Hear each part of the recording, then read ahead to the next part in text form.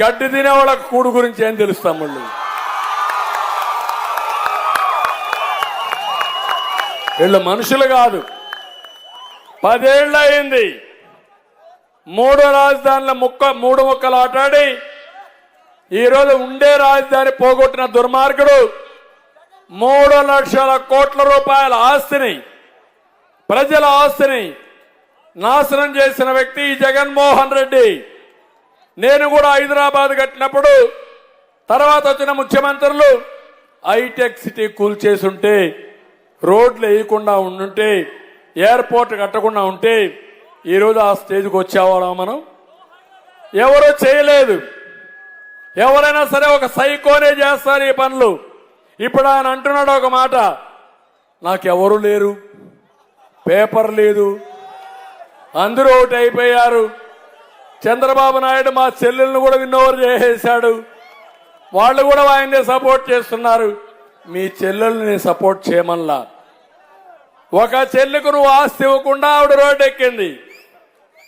ఇంకొక చెల్లెలు ఎందుకు ఎక్కింది? మా నాన్నను ఎవరు చంపారో చెప్పమని నిన్న కూడా చెప్పింది. కిల్డ్ బాబాయ్. ఏం తమ్ముళ్ళు ఆన్సర్ చేయాలా లేదా? కాళాసులు అడుగుతున్నా. కిల్డ్ బాబాయ్, కిల్డ్ బాబాయ్. వైఎస్ఆర్ కాంగ్రెస్ పార్టీకి ఓటేమని అడుగుతున్నా. ఫస్ట్ సమాధానం చెప్పండి. కిల్డ్ బాబాయ్, దెన్ ఓటు అడగండి. అంటే బాబాయిని చంపడం అంత ఈజీనా? పక్కనే కుడి పక్కన అంతకుండా పెట్టుకొని, హత్య చేయించోడిని పెట్టుకొని అమాయకుడు మరి కలియుగం అంటాడు. నాకే అర్థం కాల.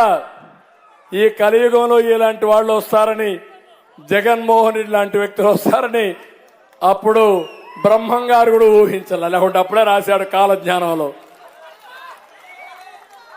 ఇలాంటి వాళ్ళు వచ్చి ఈ కలియుగంలో ప్రజలకు ఇబ్బంది కలిగించారనుకుంటున్నారు. కానీ భగవంతుడు కూడా చెప్పాడు ఆ రోజు కూడా.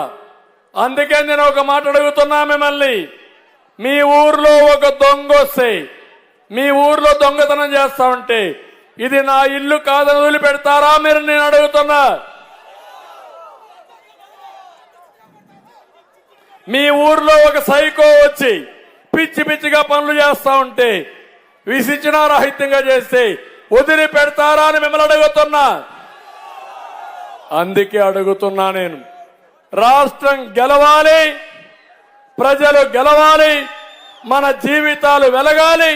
దానికి మీరు సిద్ధంగా ఉండండి. అందుకే మేమందరం కలిశాం. బీజేపీ, తెలుగుదేశం, జనసేన 3 పార్టీల కలయిక ఈ రాష్ట్ర భవిష్యత్తు కోసం. అందుకే మీరందరూ ఆలోచించాలి. ఒక సుధీర్ రెడ్డికి ఓటేయడం కాదు, సుధీర్ రెడ్డికి ఓటేసిన ప్రతి ఒక్కరు వరప్రసాద్ గారికి కూడా ఓటేయాలి. గెలుస్తాం. ఒకప్పుడు 99 అనుకుంటాను ఇక్కడ బీజేపీ అభ్యర్థి ఆ రోజు గెలిచారు. ఎంపీ అయ్యారు, వెంకటస్వామి అయ్యాడు. ఆయన కూడా ఐఏఎస్ ఆఫీసరే, వరప్రసాద్ కూడా ఐఏఎస్ ఆఫీసరే. అందుకే మళ్ళా ఒకసారి టైం అయింది, ఆవేశం ఉంది, మిమ్మల్ని మెప్పించాలని కోపం ఉంది. మళ్ళీ మనందరం ఒకటే గుర్తుపెట్టుకోవాలి. మళ్ళీ ఇక్కడికి వస్తా, కాళాస్త్రికి వస్తా, మళ్ళా అభివృద్ధి చేస్తా, మళ్ళా మీకు వచ్చి ధన్యవాదాలు చెప్తా. కానీ ఒకే కండిషన్, మామూలు మెజారిటీ గెలిపిస్తేనే మీ దగ్గర రాను. అఖండ మెజారిటీతో గెలిపించాలి. అవతల వాడికి డిపాజిట్ రాకుండా మీరు చేయాలి. దుర్మార్గుల్ని చిత్తుగా ఓడించి ఆ పార్టీని బంగాళాఖాతంలో కలపాలి. సిద్ధమా మీరు? సిద్ధమా మీరు? ధన్యవాదాలు. తృప్తిగా వెళుతున్నా, నమ్మకంగా వెళుతున్నా. రోజు రోజుకు వేవ్ వస్తా ఉంది. ఈ ఉధృతమైన గాల్లో ఎవడు అడ్డం వచ్చినా కొట్టుకోబోవడం ఖాయమని మరొకసారి తెలియజేసుకుంటూ అందరికీ నమస్కారాలు. జై Hind. It's about time to break it down. You ready?